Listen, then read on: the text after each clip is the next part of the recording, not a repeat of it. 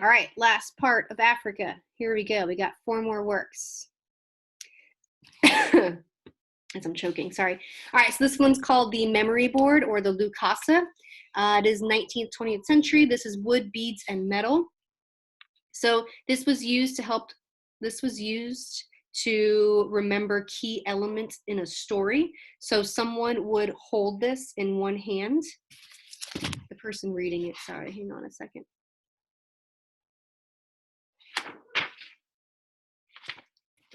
Okay. All right, so the reader would hold this in one hand. This was pretty small, handheld size, and they would be able to feel over all these textural elements. That's all the wood and the beads and the metal that is raised. And by doing so, they could then tell elements in a story. So they could talk about court ceremonies, migrations, heroes, kinship, genealogy, and lists of kings. These are carved from wood in an hourglass shape and then added or adorned with shells, beads, or metal. The reader holds them in their left hand and then use the right hand to trace over the designs. Only a few select people have the ability to read these. The backs of them resemble a tortoise.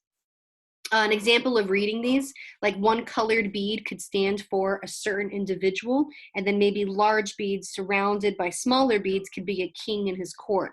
Lines of beads would be journeys or paths. Each board's design is unique and represents the divine revelations of a spirit medium expressed in sculptural form. So the word here, Mbudye, M-B-U-D-Y-E, that's the council of men and women who could interpret the political and historical aspects of the society. So it's kind of the society that was able to read this. Okay, cross-cultural connections with the Lukasa. What are these and what do you think they have in common?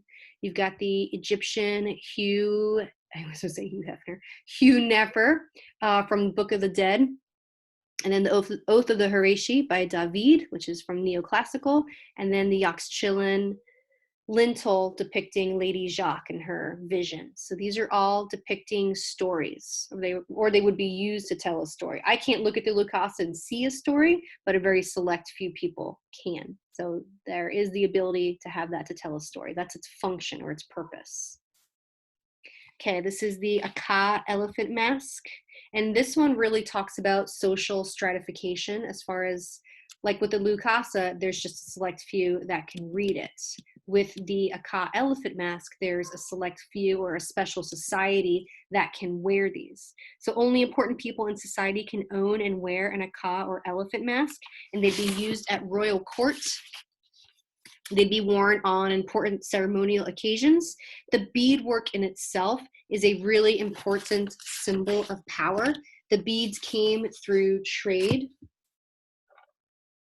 The glass beads and the cowrie shells would be used to create geometric designs on the mask and were acquired through trade with Europeans, usually in exchange for slaves.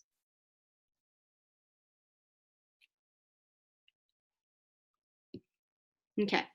The mask in itself, the elephant-esqueness, the symbol symbolizes features of an elephant. So there's a long trunk and large ears. Both of those would symbolize strength and power.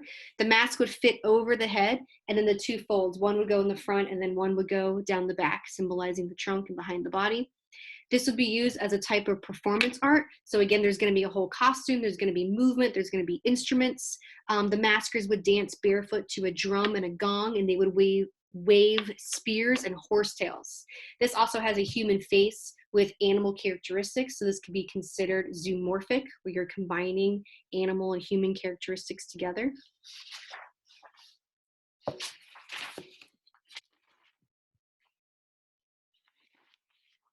Just checking on the usage of the word zoomorphic. Okay, the long cloth panel. Yep, it's meant to represent an animal. The triangular stripes or designs represent leopards, another symbol of royalty and strength. So both those animals, elephants and leopards, would both be used to represent strength and royalty. Yeah, okay, I think I got it. All right, cross-cultural connections. What could these have in common? You've got hot chicken soup, kneeling statue of Hatshepsut. Then you have the staff god. Remember, this is only a small section of the staff god. It's a lot bigger than this. And then the Ecstasy of St. Teresa by Bernini.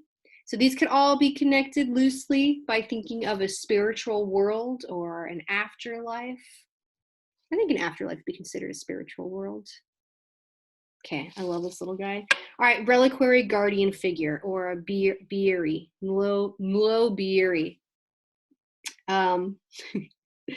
Okay, so these figures would be placed on top of cylinder-like containers made of bark that hold skulls and other bones of important clan leaders.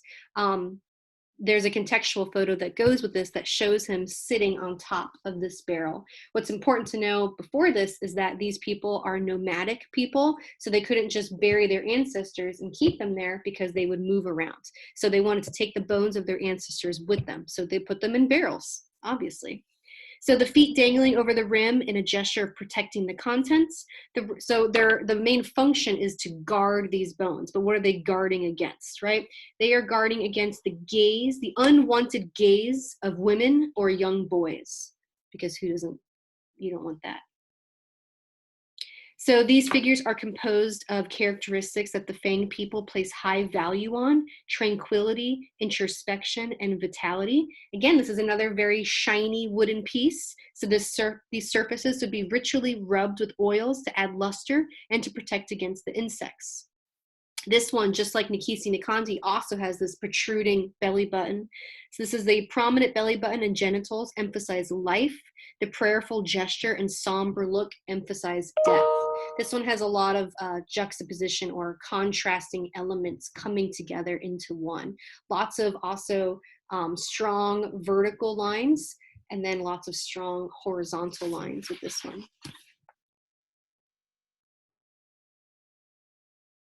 The head is symbolic of an infant, while the body represents that of an adult. Bulging muscles contrast with a serene, expressionless face and a very symmetrical pose. So again, that's those contrasting forces coming together. Okay, so this type of also stylization or abstraction of the human face is going to be an attraction for early 20th century artists. All right, similarities. I think you can figure out some similarities even just by saying the titles of some of these. So you've got the seated scribe from Egypt on the top left. You have a seated boxer, which is one of my favorite Hellenistic pieces, on the bottom left. And then you have the reliquary of Saint Foy, who is also seated. So they're all seated. Okay, this is our last one from Africa. So this is the veranda post of enthroned king and senior wife. We actually know the name of the artist, Opo Ogaga, I think, or is it Olowe of Ise? Well, this is a very prominent artist in this culture, in this group of people, the Yoruba peoples. He did more than one sculpture, and people know his name, but apparently I don't. No, it's Olowe of Ise, I-S-E, Olowe of Ise. So Olowe of Ise, I don't know how to say that, carved posts for the rulers in Nigeria, and this was one of 4 carved, think about columns, right? Carved posts that held up the palace. The negative space in this one creates an openness in the composition. And if you look at a lot of his other work, it's also emphasizing the same negative space. The king is the focal point in this piece, even though we can see there's hierarchical scale with the senior wife being back behind him. She is supporting the architectural structure. So the top of her head is actually connecting to the roof that is overhanging her. So she is supporting the palace by holding up the structure, as well as supporting the king, the way she is behind the king. She's supporting the throne. This is a similar pose that would have happened during coronation. She would have been crowning the king and protecting him during his reign. So again, this is showing another matriarchal society in Africa. There are smaller figures on there. So you have a flute player who is a trickster god. You can see him on the bottom left. And then there was a fan bearer who is now missing, but then you also have a lesser wife, a smaller wife down the bottom. Looks like she's kneeling. Most of the veranda posts were painted, and then this one still has traces of paint remaining. There's some signs of beauty on here that would be used with this culture of people, like the gap in the front teeth and then these scarification marks on the senior wife's face. Looking over my other book. Oh, the crown. So the king is wearing the conical crown.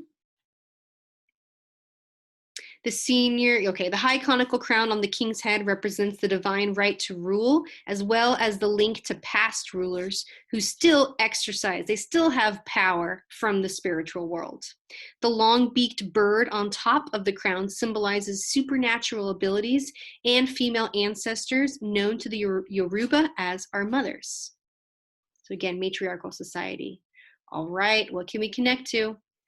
What are these pieces? So you've got this piece from the Pantheon. That's a piece from the pediment called Helios, Horses, and Dionysus. And that's like retelling the story of Athena beating over Poseidon. Or it could be a metaphor for them beating the Persians. The Burghers of Calais on the bottom left by Rodin. That's in the Impressionism unit. And then King Menkaure and Queen from Egypt.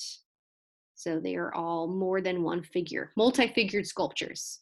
Nothing fancy there. All right, here's a list of vocabulary if you want some more vocabulary. I feel like we talked about most of these though. All right, that is it for Africa.